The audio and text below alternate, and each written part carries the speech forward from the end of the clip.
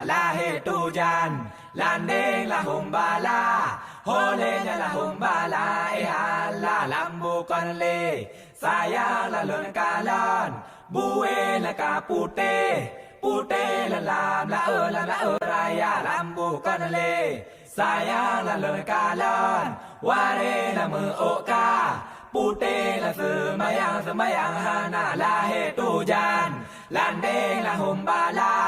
Holenya la humbala, ala lahir tujan.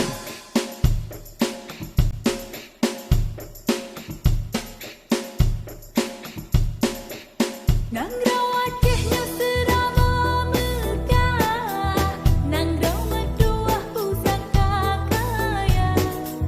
Nang raw Acehnya serama megah, nang raw medua pusaka kaya. Nang raw Aceh ubi hasil melimpah, nebile Allah yang Maha Esa. Nang raw Aceh ubi hasil melimpah, nebile Allah yang Maha Kuasa. Tak bangun, tak kembang, kesenian kita jaga. Tak bangun, tak kembang, kebudayaan kita jaga. Sedati dapat isaman, ranut lampuan suruh dekale. Sedati dapat isaman, ranut lampuan suruh nekale. Jadi norakan hai rakan kamu, sedati jak menari kape dada. Alala alala alala, berkedip jaro hai ado kamu, menang hanya berbagah berlapan negata. Satu, dua, tiga.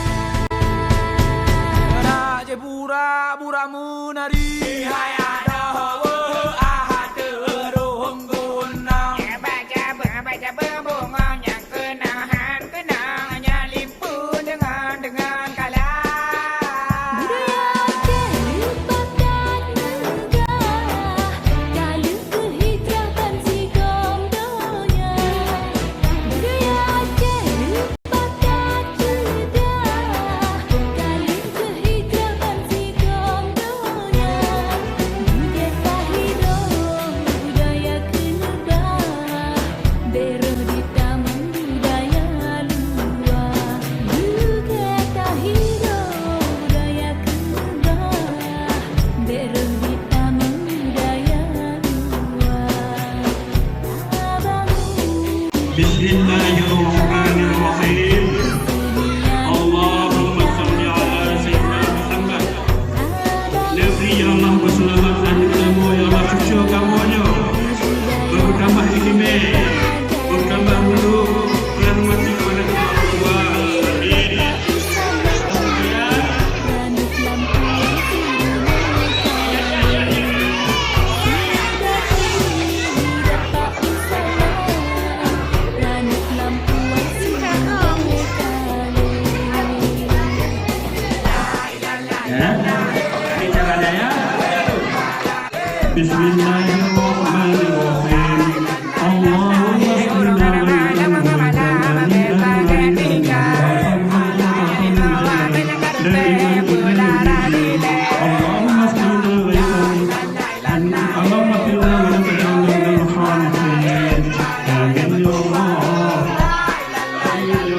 Puja ke Tuhan, bentang tinggal, hanya di bawah deh, puja hari deh.